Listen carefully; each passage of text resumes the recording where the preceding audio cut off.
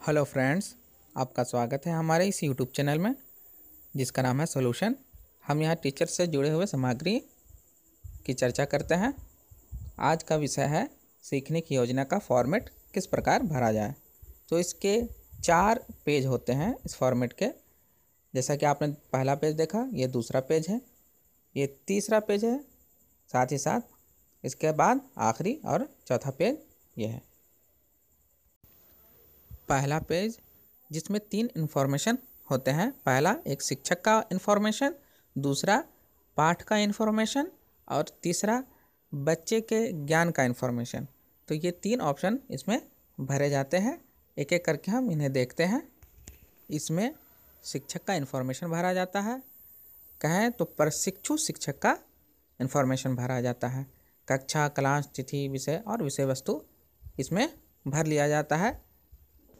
इसके बाद विषय वस्तु की जानकारी या कहें तो संबंधित पूर्व समीक्षा लिखी जाती है, जिसमें नए विषय की चर्चा करना या पिछले क्लास को ही बढ़ाना, फिर उद्देश्यों की चर्चा, इस तरह के इन्फॉर्मेशन भरे जाते हैं। साथ ही विषय वस्तु पहले किसी कक्षा में शामिल था या फिर यह विषय वस्तु अब के किसी इकाई में शामिल है, ये सब भरा जाता है। इसके अलावा क्या यह जो विषय चुना गया है, जो विषय वस्तु चुना गया है, इसका शिक्षण पहले कभी किया गया है प्रशिक्षु द्वारा या नहीं, ये भी लिखा जाता है। साथ ही साथ यह भी बताया जाता है कि बच्चों में इसकी कितनी समझ हो सकती है, मध्यम, अधिक या नहीं भी हो सकती है, इनकी चर्चा की जाती है। इस तरह से पहले पेज में ये 3 तरह के इन्फॉर्मेशन भरे जाते हैं। यह जो है कक्षा से पूर्व की तैयारियों में से है।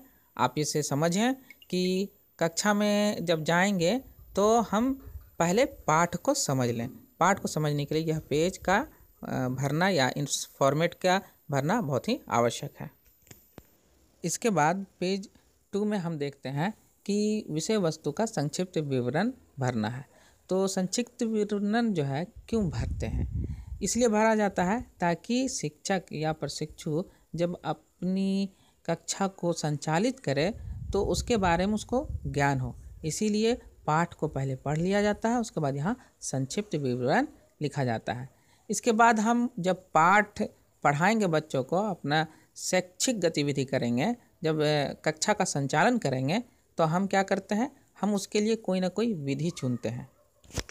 इन विधियों में व्याख्यान विधि, भ्रमण विधि, खोज विधि, कई विधियाँ शामिल हैं, अभ्यास विधि, व्यक्तिगत कार्य विधि। तो हम बहुत सारी विधियों का उपयोग कर सकते हैं।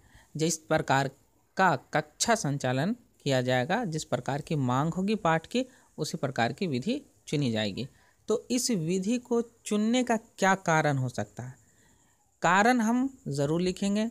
क्योंकि जब हम बच्चों को पढ़ाने जा रहे हैं तो हमें ये मालूम होना चाहिए कि क्या यह उपयुक्त विधि का चुनाव मैंने किया है या नहीं किया है। इसीलिए यहाँ पर विधियों का जब चुनाव किया गया है तो उसके बारे में लिखना होता है कि क्यों चुना गया। इसके बाद हम कक्षा संचालन से पहले योजना बना लेते हैं। किसी भी पाठ को प्रस्तुत करने से पहले हम अपनी योजना बनाएंगे। इस योजना के तहत हम अपनी कक्षा का संचालन करेंगे।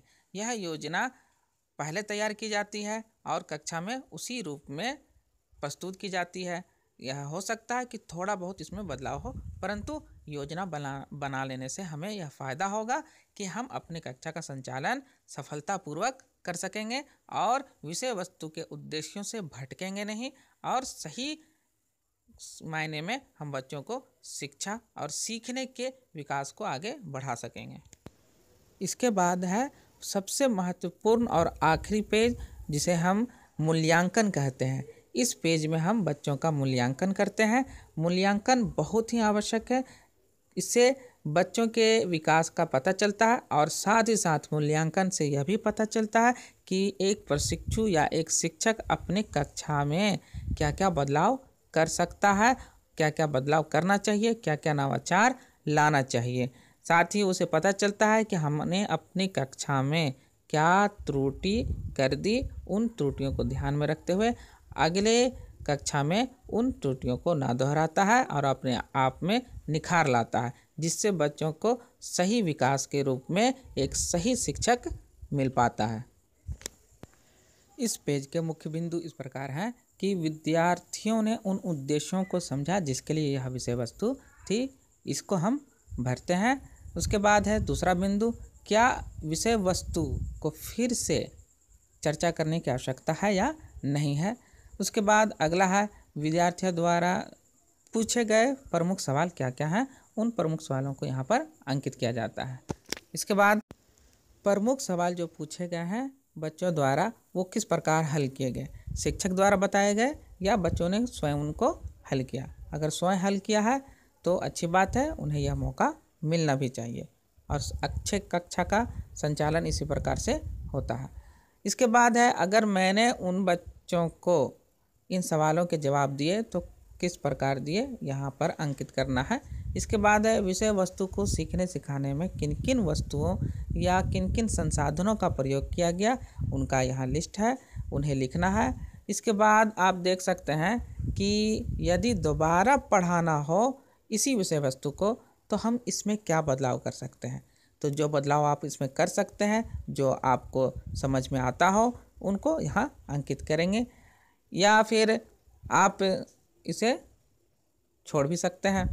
इसके बाद है आप मेंटर से क्या चर्चा कर सकते हैं, अपने विशेषज्ञ से क्या चर्चा करना आवश्यक है कि इस विषय वस्तु को समझाने में बच्चों में क्या क्या परेशानियां आई। इसके बाद अन्य टिप्पणी है उसे आप लिखें। इसी के साथ हमारा यह वीडियो समाप्त होता है। अगर आपने अभी तक हमारा चैनल सब्सक्राइब नहीं किया है तो प्लीज़ सब्सक्राइब करें। अगर हमारा वीडियो आपको पसंद आता हो तो लाइक करें, साथ ही साथ शेयर करें। धन्यवाद।